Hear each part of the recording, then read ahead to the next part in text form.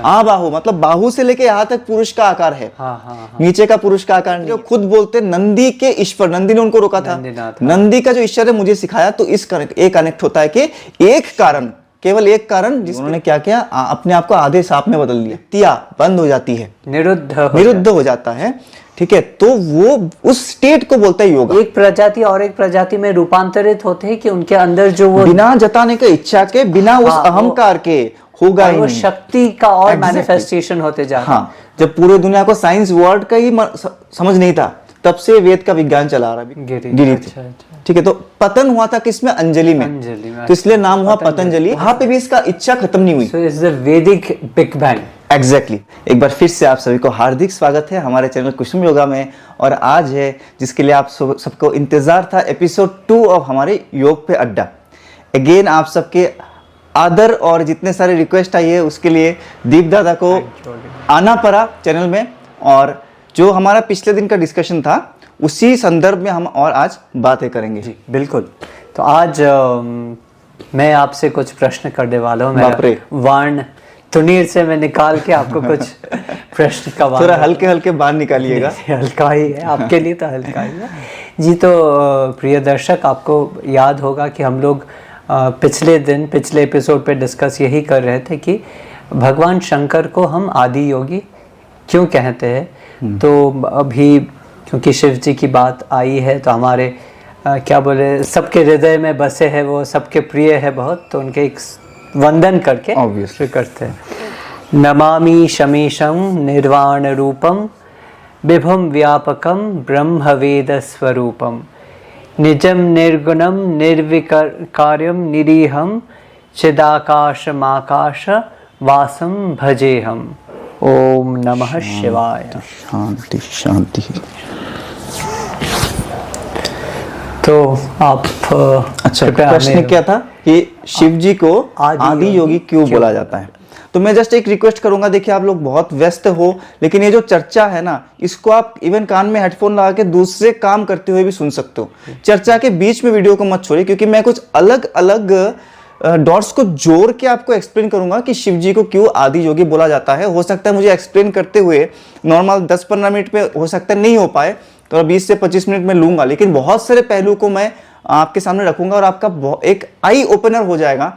तो आगे इस तरह का डाउट आएगा ना, तो शिक्षा का जो एक्चुअल तरीका है, श्रवण मनन निधिध्यासन, ठीक है, तो आप यहाँ पे श्रवण कर सकते हो, फिर बाद में खुद ही इसको मनन कर सकते हो, और खुद ही आपके अंदर और भी अच्छे अच्छे सवाल इसके थ्रू आना चाहिए। यही है ज्ञान योग का रास्ता, सीरियस स्टडी जिसको बोलते हैं हम लोग। तो मैं एक बात अमलान जी हम देखे है बहुत विशेषता, ये जो जैसे क्वारा, ये मैं ऐसे बहुत लोगों का प्रश्न देखता हूँ, शायद बच्चे होंगे या कॉलेज में पढ़ रहे हैं या शायद करियर शुरू ही किए होंगे, अजीब अजीब सवाल करते हैं। जैसे कि कोई एक सवाल किए थे कि माँ काली कैसे सर्वशक्तिमान हो सकती है, जबकि माँ काली को भगवान गोरखनाथ परास्त किए थे। मतलब एक लिटरल मीनिंग लेके सारे चीजों का एक सिद्धांत पे आना, और उस पे एकदम एग्जैक्टली। तो इसीलिए मैंने बोला, यही मेरा क्वेश्चन था कि आधा मेरा पहले का 2 मिनट 3 मिनट सुन के आप लोग एक आंसर में मत आ जाना, एक कंक्लूजन में मत आ जाना कि अच्छा सर ये बताने वाले हैं। मैं क्या बताने वाला हूँ आपको अंत में पता चलेगा, क्योंकि 3-4 कड़ियों को मैं जोड़ूंगा। सवाल में 2 पहलू है, एक है शिव जी, एक है योगा। तो दोनों का एक्चुअल अर्थ आपको पता होना चाहिए कि योग एक्चुअली है क्या और शिव एक्चुअली है क्या। तो जैसे हम लोगों को कहानी सुनने में बहुत इंटरेस्ट आता है ना, तो मैं पहले कहानियों के संदर्भ में थोड़ा सा बताऊंगा कि शिव जी को आदि योगी क्यों बोला गया है, और फिर इसके एक्चुअल तात्विक जो थियोरेटिकल मीनिंग है उसमें बताऊंगा। तो एक सवाल मेरे तरफ से दादा, आप बताइए, क्योंकि सोर्सेस ना बहुत सारे हो गए, पुराण पुराना है कि वेद पुराना है। जी जहाँ तक मुझे पता है, हमारे पूरा हिंदू धर्म टिकी हुई है 3 चीजों पे, प्रस्थान त्रयी बोलते हैं हम, कि उपनिषद, ब्रह्मसूत्र और गीता। और ये सारे को आप बैक ट्रेस करते करते जाओगे तो सब वेद से ही आए हुए। तो वेद सबसे पुराना है। औपनिषद बोलते हैं हम लोग, जो किसी किसी पुरुष ने नहीं लिखा है। पुरुष मतलब अगेन दर्शक प्लीज डोंट, उसमें मैं अभी आता हूँ, ठीक है, अभी आता हूँ, ठीक है। तो अगर हमें शिव शब्द का और योग शब्द का एक्चुअल मीनिंग को जानना, तात्विक मीनिंग को जानना, हमें वापस वेद तक पहुंचना पड़ेगा, लेकिन वो चर्चा बहुत भारी हो जाएगी। तो पहले मैं कहानी से, लेटेस्ट जो है वेद से आता है वेदांत, वेदांग, और उसको आम लोगों को और अच्छे से समझाने के लिए पौराणिक कहानियों की सहायता लिया गया है। Purana is nothing other than the study और teaching of Veda, but in a diluted form, ठीक है, इन अ रिलेटेबल फॉर्म। आप हम जैसे एग्जैक्टली आपको मैं बोलूं दादा, आपको ध्यान करना है, चलिए अभी शून्य पे ध्यान करो, ठीक है। जो नया बच्चा ध्यान सीखने आया, योगा सीखने, शून्य पे कैसे ध्यान करेगा? उसको किसी ना किसी फॉर्म की जरूरत पड़ेगी, किसी ना किसी छवि को देखने की जरूरत पड़ेगी ध्यान करने के लिए, साधना करने के लिए। तो वो जितने छवि ना, भगवान की शक्ति को अलग अलग छवि में उतारा गया है, वो पुराण में उतारा गया है। बहुत सही बोले आप, बहुत ठीक है। ही सुंदर लेकिन बात। वेद जो है वो किसी छवि की बात नहीं करता, प्योर फॉर्म ऑफ एनर्जी की बात करता है। तो हमारे समझने के, अंडरस्टैंडिंग मतलब इजीनेस के लिए हम पहले छवि वाले रूप में पौराणिक कहानियों के हिसाब से आते हैं। योग का आज के डेट में, अभी के हिसाब से हमारे पास जितने भी लिटरेचर है, सबसे इंटरेस्टिंग है तो सबसे समृद्ध लिटरेचर आप किसको बोलोगे?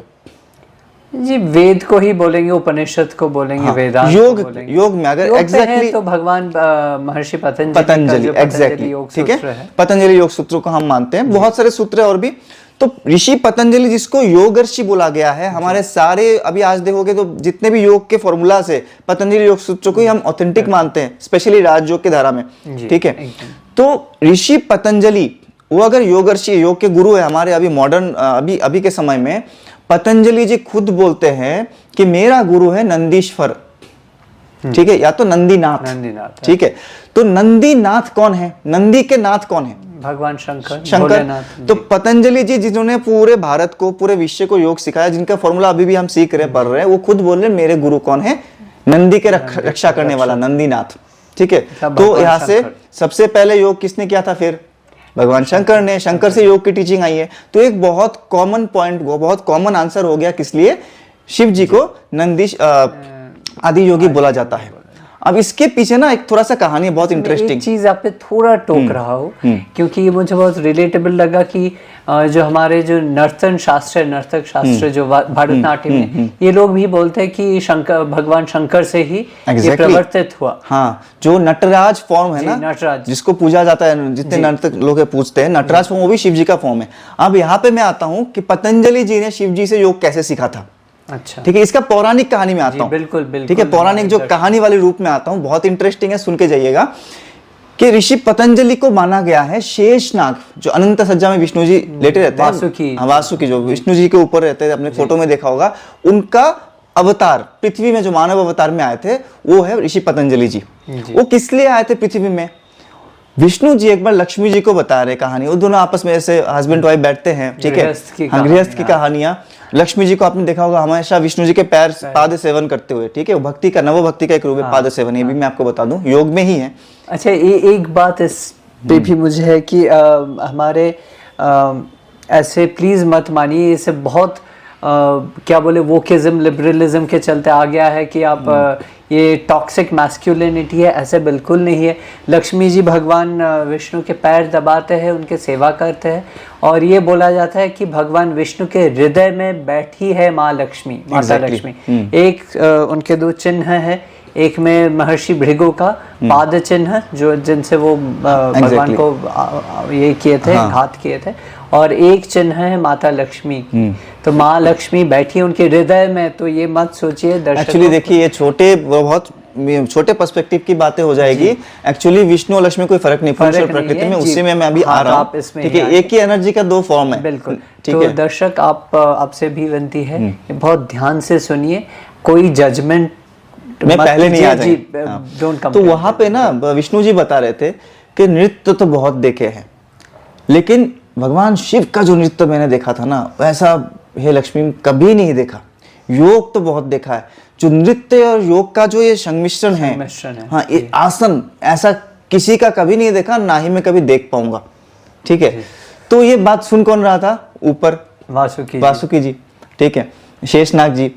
तो शेषनाग जी को ना कभी शिव जी से एक वर मिलना था, ठीक है, ये और एक बहुत लंबा चला जाएगा, मैं उसमें नहीं आ रहा हूँ। कहानी है, उन्होंने विष्णु जी को कुछ सेव किया था कहीं पे, तो वहां सेवा किया था, तो वहां पे एक वर उनको मतलब हाँ विष्णु जी से मिलना था, बट वो इतना भगत थे, उन्होंने लिया नहीं वर, बोला मैं प्रभु मैं आपके साथ ही रहना चाहता हूँ, आप मुझे क्या ही, मैं आपसे क्या ही वर मांगू, रहने दीजिए। तो वासुकी में के मन में वहां पे थोड़ा सा लोभ आ गया। ठीक है, वो बोलते प्रभु याद है आपने बोला था क्या कि आप मैं आपको एक वर दूंगा, ठीक है, तो मुझे वर चाहिए। बोले क्या वर चाहिए? बोले आपने बोला था ना शिव जी का वो नृत्य आप जो माता लक्ष्मी को कई बार बता चुका और मैं कई बार सुन चुका हूँ, ठीक है, आप तो भगवान हो, आप तो यहाँ बैठे बैठे सब देख सकते हो, मैं नहीं देख सकता ना, मुझे देखना है शिव जी का योग का रूप, योगेश्वर वाला रूप, योग वाला नृत्य वाला वो रूप मुझे देखना है। तो बोला तथास्तु, हो तो जाएगा, लेकिन इस रूप में तुम नहीं जा सकते, तुम्हें पृथ्वी में जाना है तो मानव शरीर लेके अवतरित होना पड़ेगा। ठीक है, तो वहां से आते हो कहानी कि कैसे वासुकी नाग ऋषि पतंजलि के रूप में पृथ्वी में मानव अवतार लेके आए हम लोगों को योग का शिक्षा देने के लिए। योग का शिक्षा देने के लिए तो आए, लेकिन कौन सा योग का शिक्षा दिया? जो उन्होंने शिव जी को देखा। इसके पीछे भी बहुत लंबी सी सुंदर कहानी है। अच्छा, पतंजलि का नाम भी पतंजलि क्यों हुआ, ये यहाँ भी मैं इसको कंक्लूड कर देता हूँ। इनके जो पृथ्वी में जो मानव शरीर में जो माता थी पृथ्वी में, उनके कोख में बच्चा नहीं था बहुत दिनों से, तो गंगा मैया पे नहाती थी और ऐसे ऊपर हाथ करके हमेशा प्रार्थना करती थी। ठीक है, तो इस अंजलि में ना जब वो तथास्तु बोले और वो राजी हो गए कि हाँ मानव शरीर में आएंगे, एक छोटे बच्चे के रूप में उनके हाथ में आके गिरी थी। ठीक है, तो पतन हुआ था किसमें? अंजलि में, तो इसलिए नाम हुआ पतंजलि। ये एक थ्योरी है, देखिए मैं तर्क में नहीं जा रहा हूँ, इसके बहुत सारे थ्योरीज है। इवन ऋषि पतंजलि का प्योर डेट ऑफ बर्थ में भी बहुत सारे थ्योरी है, कब जन्मे थे उसमें, तो इसमें मैं नहीं जा रहा हूँ, एक इंटरेस्टिंग कहानी है इसलिए बोल रहा हूँ पतंजलि। तब जो शिव जी का नृत्य देखने जा रहे थे ना मानव शरीर में, तो वहां पे नंदी ने उसको अलाउ नहीं किया। बोले कौन आ गया तू, मानव यहाँ पे अलाउड ही नहीं है। और पतंजलि खुद भगवान का ही रूप है ना, वासुकी तो खुद एक मतलब हाँ ठीक है। तो उन्होंने वहां पे मायाधारी, उन्होंने क्या किया, अपने आप को आधे सांप में बदल दिया, कि खुद तो वासुकी के रूप में था, आधे नाग, इसलिए उनका वो जो मूर्तियां थी उसमें एग्जैक्टली आप पतंजलि ऋषि का कहीं भी मूर्ति देखो, प्योर मूर्ति देखो, नीचे का बॉडी सांप है ना, और इसका जो मंत्र है, उनका जो आराधना मंत्र है, आबाहु पुरुषाकारम शंख चक्रशी धारिणम। ठीक है, वंदे गुरुनाम चरणारविंदे संदर्शित स्वात्मा सुखबोधे, जो हम बोलते थे ना। आबाहु मतलब बाहु से लेके यहाँ तक पुरुष का आकार है, नीचे का पुरुष का आकार नहीं है, सांप का आकार है। ठीक है, देखिए कैसे कहानी एक साथ जुड़ता है, बहुत इंटरेस्टिंग हो जाती है फिर। तो उस रूप में नाग का रूप देखे क्रॉलिंग कर करके किसी तरह वो जंगल में घुस गए शिव जी के, जहां पे वो पूरा चीज चल रहा था। उन्होंने आराम से बैठ के तपस्या किया और देखा शिव जी के सारे योग के रूप, जितना वो मानव शरीर में समा सकते थे उतना समाया, उसके ऊपर पूरा उन्होंने रिसर्च किया। ठीक है, फिर वो आके पूरा हमारे मतलब मानव सबको सिखाया। और पतंजलि को हम केवल योग के हिसाब से जानते हैं ना, वो खाली योग गुरु नहीं थे जी, बिल्कुल व्याकरण के बहुत बड़े गुरु थे, पाणिनि अष्टाध्यायी एग्जैक्टली व्याकरण के बहुत बड़े गुरु थे, आयुर्वेद के महाशास्त्र लिखे उन्होंने, आयुर्वेद शास्त्र नहीं, योग सूत्र है, आयुर्वेद का उन्होंने महासूत्र लिखा है। अच्छा, ठीक है, वो सारा कहाँ से सीख के आए थे? एक मानव, सिंपल मानव के द्वारा संभव नहीं है एक जीवन में इतने कुछ करना, वो शिव जी से वहां से सीख के आए थे, और वो खुद है भी भगवान, एग्जैक्टली। तो ये कहानी जाती है, जो जिनसे हम आज योग सीख रहे हो खुद बोलते नंदी के ईश्वर, नंदी ने उनको रोका था, नंदी का जो ईश्वर है मुझे सिखाया। तो इस कनेक्ट होता है कि एक कारण, केवल एक कारण जिसके लिए शिव जी को आदि योगी बोला गया है। अब हम आते हैं एक दूसरे कहानी पे, योग के एक बहुत ही रिनाउंड धारा, नाथ संप्रदाय का धारा, जिसको हम हठ योग का जो मतलब मेन मानते हैं कि हठ योग आया ही नाथ संप्रदाय के द्वारा। ठीक है, जिसमें कुछ प्रमुख नाम अगर आप बोलो, आपको भी पता होगा कुछ प्रमुख, जैसे स्वात्मा राम जी तो बिल्कुल लेटेस्ट है, जिनको मतलब ट्रेस कर सकते हैं हम लोग। हाँ, घेरंड संहिता लिखा था घेरंड नाथ जी ने। ठीक है, सबसे पहले आए थे स्वामी मत्स्येंद्र नाथ के शिष्य थे गोरखनाथ, जिसके बहुत इंटरेस्टिंग कहानियां हैं, मतलब अलौकिक कहानियां इनके ऊपर, इन दोनों गुरु शिष्यों के ऊपर, इसमें कभी आएंगे, बहुत इंटरेस्टिंग कहानी। तो वैसे ये धारा चलते चलते आज अभी तक आया है। लेटेस्ट में जो है हमारे पास गृहंड संहिता जी, ठीक है, वो बहुत ज्यादा पुराना नहीं है। ठीक है, फिर स्वामी स्वात्माराम का जो हठ योग प्रदीपिका जो हम पढ़ते हैं, इसको एक बहुत ही अथॉरिटेटिव किताब मानते हैं हठ योग के प्रैक्टिस के लिए। तो ट्रेस करते करते पीछे जाओगे ना, जो मत्स्येंद्र नाथ है उनका गुरु कौन था? उनका गुरु आदिनाथ। आदिनाथ के आगे कोई गुरु नहीं है, ट्रेसिंग हो ही नहीं रहा है। अच्छा। और मत्स्येंद्र नाथ बोलते हैं कि आदिनाथ और कोई नहीं, शिव जी खुद है। शिव जी ने खुद मत्स्येंद्र नाथ को सिखाया है। ठीक है, तो इस धारा से अगर आप जाओगे, मैं इसको बहुत ज्यादा, वो पतंजलि वाला स्टोरी मैंने थोड़ा इलाबोरेट कर दिया, यहाँ पे भी इलाबोरेट करूंगा बहुत लंबा हो जाएगा, क्योंकि मैं चाहता हूं कि एक्चुअल तात्विक बातों में हम जल्दी से आए, कि आप सारे ये मानव और हमारे परसेप्शन वाले रूप को अगर भूल जाओगे तो भी शिव जी का एक रूप है, बिल्कुल। जो कि आदि योगी से एक्चुअल कनेक्शन है, और हमारे सबके अंदर शिव जी है, इसलिए उनको आदि योगी बोला जाता है, उसमें आते हैं। ठीक है, वो क्या है? अब आगे वेदों में रूप की बात नहीं होती है, एनर्जी की बात होती है, निराकार चैतन्य स्वरूप। तो हम योग दर्शन को अगर समझते हैं, योग का जो दर्शन है ना, वो आया है हमारे सांख्य दर्शन से। ठीक है, सांख्य दर्शन योगा दर्शन से थोड़ा सा पहले का है, और सांख्य दर्शन जो है उसको आप मान सकते हो एक थ्योरी, जिसमें कि बोला गया है कि क्या शिव है, क्या शक्ति है, पुरुष और प्रकृति के बारे में बहुत सुंदर से समझाया गया है। अब सांख्य दर्शन को जब आप अपने प्रैक्टिकल लाइफ में उतारोगे, experiential truth, that is yoga. ठीक है, तो वो है योग दर्शन। Samkhya is like the theory, exactly, and yoga is like the practical application of that Samkhya. Okay, हाँ, तो अब आता है कि जो गीता में बोला गया है, संयोग योग इत्युक्त जीवात्मा परमात्मा नहा, जीवात्मा को परमात्मा से जाके जो मिलन होती है, या तो एक जीवात्मा, हमारे सबके अंदर छोटा छोटा जीवात्मा है, हम जब रियलाइज कर पाएंगे कि हम परमात्मा का ही पार्ट है, हम परमात्मा से ही आए हैं और वापस उसी में जाके हमें मिलना है, ये मिलने का जो पाथ है, that is the path of practising yoga, और जब मिलन हो जाएगा that is the samadhi. So again a very important point. प्रिय दर्शक, देखिए यहाँ पे अमलान जी जैसे बोल रहे हैं, जो कि खुद एक बहुत योग पे बहुत काम करते हैं, और वो बहुत अच्छा योग सिखाते हैं और योग का चर्चा हमेशा करते हैं। तो वो ये बोल रहे हैं आप अमलान जी कि योग is not just the asanas that we know of. It is a very small portion. Again, a very small portion. I told you that it's the path. उस रास्ते में चलने के लिए आपको अपने शरीर को फिट रखना है। जी, ठीक है, आपका मशीन खराब है तो आपको चल ही नहीं पाओगे। पहाड़ चढ़नी है, यहाँ पे तो पहाड़ है। एग्जैक्टली, यहाँ पे पहाड़ है। ठीक है, आपको 20 किलोमीटर जर्नी करना, आप साइकिल में जाओगे, पैदल जाओगे कि बुलेट बाइक में जाओगे, आपके ऊपर है। तो शरीर को ऐसा बनाना है। ठीक है, और ये योग का सार है। ठीक है, तो गीता में ये बोल रहे हैं कि जब जीवात्मा परमात्मा को जान जाता है, पहचान जाता है, और ये समझ जाता है, जानने पहचानने से भी बड़ी बात है कि मैं इसी का पार्ट हूं, दैट इज योग। और सेम ऋषि पतंजलि जी, जिनके बारे में मैंने अभी बोला, वो बोल रहे पतंजलि योग सूत्र में, योगा चित्त वृत्ति निरोध, अपने चित्त में, चित्त इन ब्रॉडर सेंस, माइंड दो it is not complete mind, broader sense हम जिसको माइंड बोलते हैं, मन में जब सारे वेव्स, वृत्तियां बंद हो जाती है, निरुद्ध हो जाता है, ठीक है, तो वो उस स्टेट को बोलता है योगा।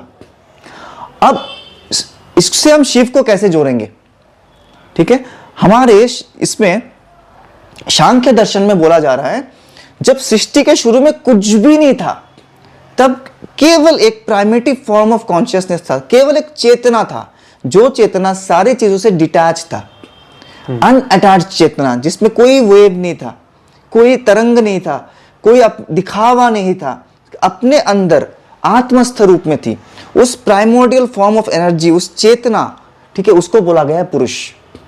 और जब पुरुष के अंदर से जब लहर उठी, मतलब अपने आप को प्रकट करने की, विकसित करने की, अपने आप को दिखाने वाला जो इच्छा, वो इच्छा, यहाँ पे इच्छा की बात आती है। इच्छा क्या हुआ? इच्छा इज वृत्ति जी।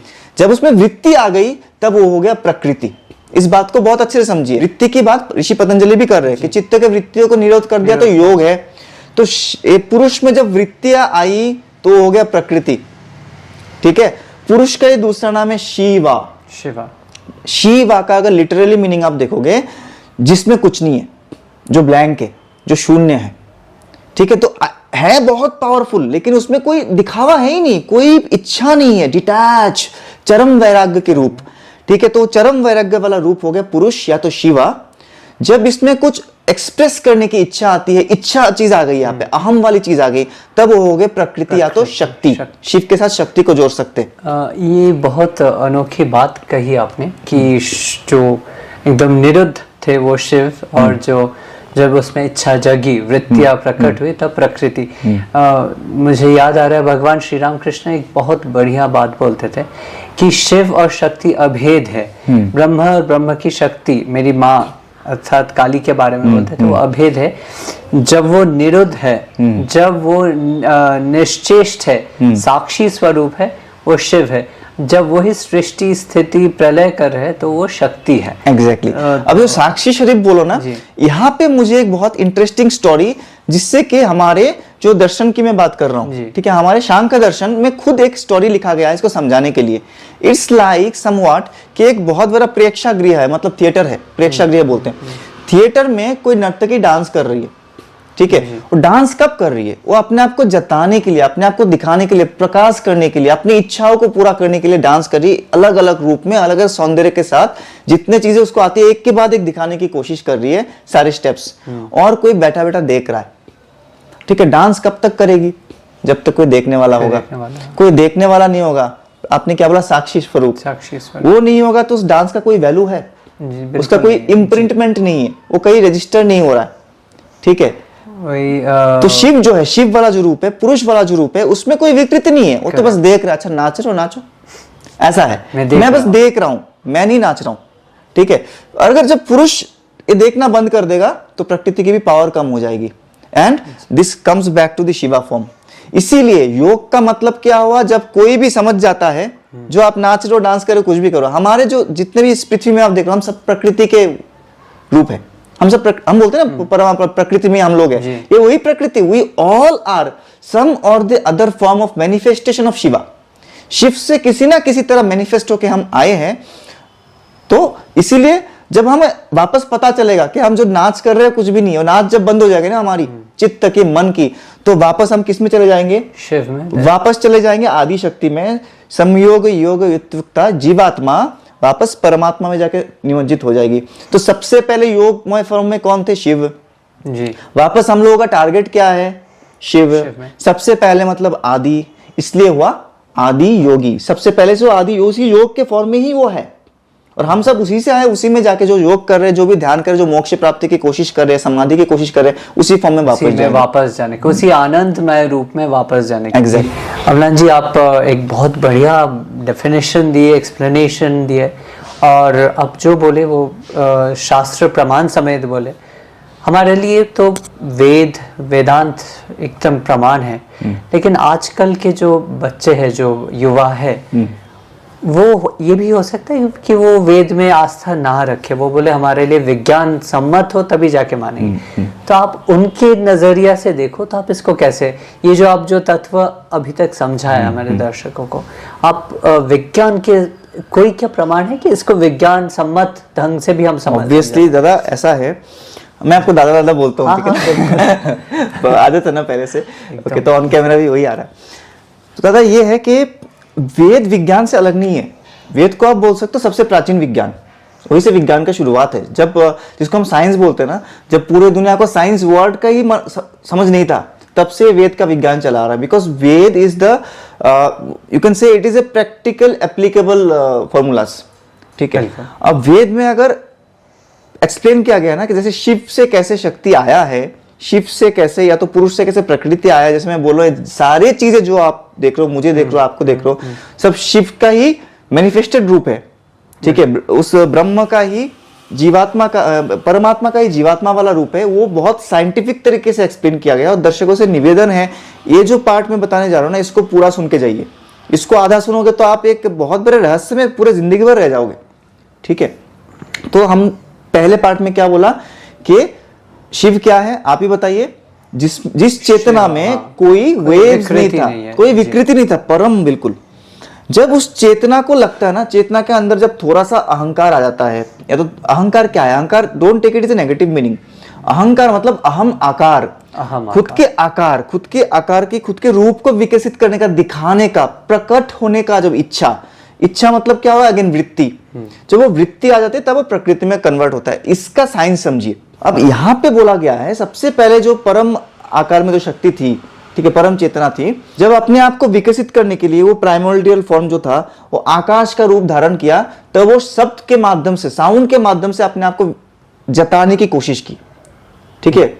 तो रूप कौन सा हुआ? तत्व कौन सा आया? आकाश तत्व पहले आया, और उसको जताने का रूप क्या था? शब्द। जी। अब आप कोई भी मॉडर्न साइंटिफिक थ्योरी में जाइए, ठीक है, let it be big bang theory, ठीक है, वो क्या बोलता है? सबसे पहले सेंट्रलिटी की बात बोलती है, एक वन पॉइंट ऑफ सेंट्रलिटी, जिससे एक one point of concentrated centrality था, और जिसमें से बड़ा सा बैंग हुआ। बैंग का मतलब क्या हुआ? स्फोटक। विस्फोट हुआ, साउंड हुआ और स्पेस क्रिएट हुआ। तो इसी का स्पेस का ही दूसरा नाम है आकाश, जो संस्कृत में है। तो ये हजारों साल पहले क्या बोल के गए हैं कि जब उसको एक शक्ति थी, एनर्जी था, उसको प्रकाशित विकसित होने की इच्छा हुआ तो एक बड़ा शब्द उत्पन्न हुआ। शब्द इसका जचाने का रूप था और आकाश उत्पन्न हो गया। अब वहां पे भी इसका इच्छा खत्म नहीं हुई। So it's the Vedic Big Bang. Exactly Okay. वहां पे इच्छा खत्म नहीं हुई जी। और शब्द हुआ, आकाश क्रिएट हो गया, लेकिन इच्छा नहीं हुई। वृत्तियां और वृत्तियां एक के बाद और जचाने अपने आप को। तो क्या हुआ, स्पर्श के माध्यम से अपने आप को जचाने की कोशिश की। तो अगर स्पर्श होगा तो क्या होगा, वायु, एयर। आकाश तो स्पेस था, वहां से उस इच्छा के कारण कि मुझे अपने आप को और अभी स्पर्श भी कराना है, फीलिंग करानी है, तो वायु का उत्पन्न हुआ, एयर एलिमेंट, सेकंड एलिमेंट। वहां भी वृत्तियां खत्म नहीं हुई।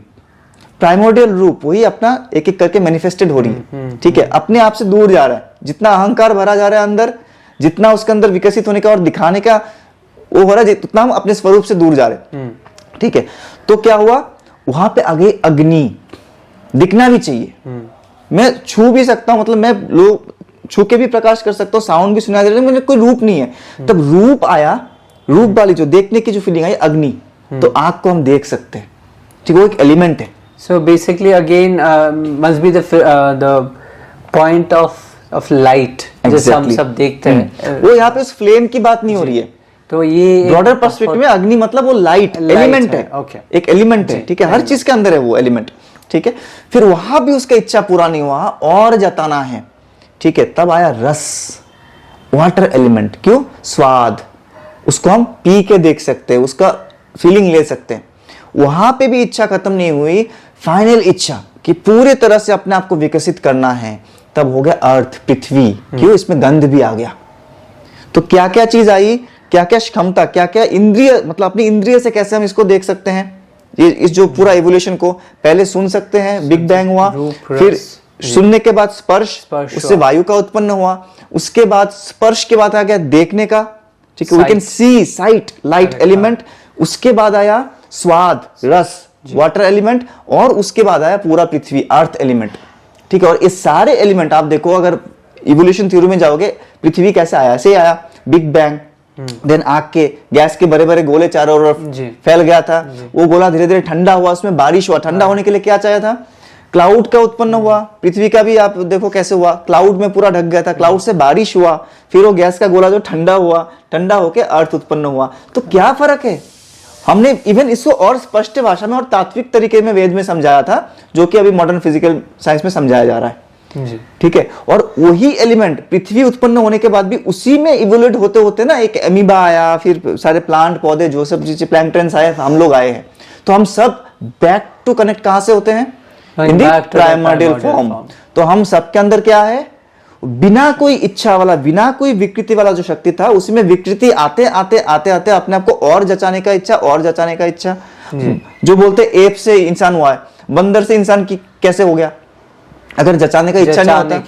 अच्छा, इससे मुझे एक बात याद आ रही है, बैक टू शिवा। मैं आपको इस पे आपका भी एक आपका क्या बोले पॉइंट लेना चाहता हूँ इस पे, कि मैं ये सुना हूँ, महर्षि पतंजलि ये बोलते हैं कि एक प्रजाति और एक प्रजाति में बदलते हैं by manifesting more of the energy that is within. अभी वो श्लोक या सूत्र मुझे तो पता नहीं, लेकिन वो यहाँ पे एवोल्यूशन की बात कर रहे हैं कि एक प्रजाति और एक प्रजाति में रूपांतरित होते हैं, कि उनके अंदर जो वो बिना जताने के इच्छा के, बिना उस अहंकार के होगा ही वो नहीं। शक्ति का और मैनिफेस्टेशन होते जा रहा है। तो सूक्ष्म से सूक्ष्मतर होते जा रहे हैं। एग्जैक्टली, जो स्वामी विवेकानंद ने मैक्रोकॉस्म और माइक्रोकॉस्म बोला है, वो पूरा चीज इसी में आके समाता है। तो ये तो एक बहुत बड़ी बात है, क्योंकि बहुत लोग बोलते हैं कि जो धर्म है वो एवोल्यूशन नहीं मानते। तो ये तो हमारे शास्त्रों में it's a very clear indication है ऑफ एवोल्यूशन। आप इसको मानते हो अमला जी? ऑब्वियसली मानते हैं। ठीक है, we all are the evoluted form of the Param Shakti, परम चेतना। ठीक है, और हमारे अंदर अलग अलग चीजों की इच्छा हो रही है, इसलिए हम मानव शरीर लेके ऐसे बैठे हैं, और इसीलिए हम डिस्कस भी करें। सारी चीजें कुछ ना कुछ जताने की इच्छा है, जो हम चाह रहे हैं ना कि ये टॉक शो सारे लोग सुने। ठीक है, लोग कुछ जाने, ये भी एक इच्छा है, ये भी एक अहंकार है, कहीं ना कहीं जताने की इच्छा है। ठीक है, जब ये सारी इच्छा से परे हो जाओगे, तो you can connect to the back of the Shiva, that's why Shiva is the Adi Yogi. It is the greatest explanation, actual explanation why Shiva is called the Adi Yogi. योग मतलब जब कोई इच्छा ही नहीं हो, और किसमें सबसे पहले वो इच्छा नहीं था, इस फॉर्म में केवल शिवा ही थे, शिवा ही है और शिवा ही रहेंगे, उसी में जाके हमें वापस मिलना है, अगर मिल सके तो। एवं अद्वितीयम, एग्जैक्टली, एकम एवं अद्वितीयम। तो मेरे प्यारे दर्शकों, होप आज का इस डिस्कशन से आपको थोड़ा बहुत आई ओपनिंग होगा। Actually it's a huge subject, आपको कई बार लग सकता है कि मैं बहुत लंबा करके एक्सप्लेन कर रहा हूं, इसको मैं जितना भी छोटा एक्सप्लेन करूं उतना कम है, क्योंकि बहुत सारे साहित्य है इसके ऊपर, बहुत सारे हमारे उपनिषद है, बहुत सारे दर्शन है, कहीं ना कहीं से घूम के इसी बात पे वापस आ रही है, ठीक है। और फिर शिव से इसी तरह हम विष्णु को कनेक्ट कर सकते हैं। तो अगले एपिसोड में हम इसको भी बताएंगे कि शिव और विष्णु में क्या फर्क है, क्योंकि ये भी सवाल आता है, सर शिव उपासना की अगर बात करें, शिव बड़े है कि विष्णु बड़े है, इस टाइप के बहुत सारे मतलब लड़ाई चल रही है। मतलब आई एम स्ट्रेंज, अगर आप इस थ्योरी ऑफ इवोल्यूशन को समझ जाओगे, कहां से शिव है और शिव से विष्णु क्या है, इंटर रिलेशन क्या है, तो आप पे कोई डाउट ही नहीं रहेगा, ठीक है। तो इसके ऊपर हमें बहुत जल्दी से एक एपिसोड लेके आएंगे। अंत में एक चीज मैं निवेदन करूंगा कि ये तत्व जो है ये सब बहुत बढ़िया है, सब बहुत महान तत्व है, लेकिन सब अंत हो जाती है जाके शिव भक्ति में। क्योंकि वो जो आदि है और जो हमारे अंदर में बैठे विभु रूप में, और वो मधुर भी है, सबसे मधुर वही है, सबसे सुंदर वही है, मंगलमय वही है। तो वो मंगलमय शिव की हम आराधना करते रहे, उनके भक्ति में डूबे रहे, उनसे बस यही हमारी प्रार्थना है। ओम शांति शांति शांति। तो एक बार फिर से सभी दर्शकों को धन्यवाद इस पूरे टॉक शो को अंत तक सुनने के लिए। अगर आपको एक बार में कुछ थ्योरी समझ में नहीं आया, इसको मैं रिक्वेस्ट करूंगा, जिनको एक्चुअल समझना है इसको कम से कम 2-3 बार सुने, एटलीस्ट लास्ट के जो कहानी के बाद वाला जो पोर्शन है जिसमें हमने वेदांत से व्याख्या करने की कोशिश की है, उसको 2-3 बार सुनेंगे तो आपका बहुत सारे मन में सवाल भी आएगी, और उस सवालों को आप हमें जरूर कमेंट में लिखिए। सबसे अच्छे जो सबसे तात्विक कमेंट जो हमें लगेगा, सबसे अच्छा कमेंट जो हमको लगेगा, उन पे हम कुछ गिवेज करेंगे। कुछ किताब मैंने प्रॉमिस किया था, लेकिन पिछले एपिसोड में उतना सफिशिएंट कमेंट हमको आया नहीं है। हम चाहेंगे आप इस पे कमेंट करो, हमें और सवाल पूछो, और आपको भी कुछ पता है इसके बारे में जरूर लिखिए। और कुछ दर्शकों से निवेदन है, मैंने पिछले एपिसोड में देखा था कि पहले 2-3 मिनट सुन के ही कुछ ना कुछ कमेंट कर देते हैं, पूरा टॉक सुनते ही नहीं है। तो आप पूरा सुनिए जो आप कमेंट में, या तो मुझे पर्सनल व्हाट्सएप में बहुत लोग लिख रहे थे, आई वेलकम यू ऑल, मुझे बहुत खुशी हुई, लेकिन वो क्वेश्चन सुन के ही लग रहा था कि उन्होंने पूरा नहीं सुना। पहले का 2-3 मिनट सुनकर उन्होंने मतलब कुछ कंफ्यूजन में आ गया, आइडिया लेके नहीं, पूरा को सुनिए, फिर जो भी आपको इसके ऊपर बताना है बताइए। Will be very much thankful if you comment on this. Thank you एक बार फिर से। आपने अभी तक सब्सक्राइब नहीं किया तो सब्सक्राइब कीजिए और सारे लोगों को शेयर कीजिए। हम चाहते हैं कि आज के यूथ इसके बारे में जाने, और बहुत बड़ा एक क्रांति होने वाला जब हम इन चीजों को समझ जाएंगे। बिल्कुल, थैंक यू सो मच।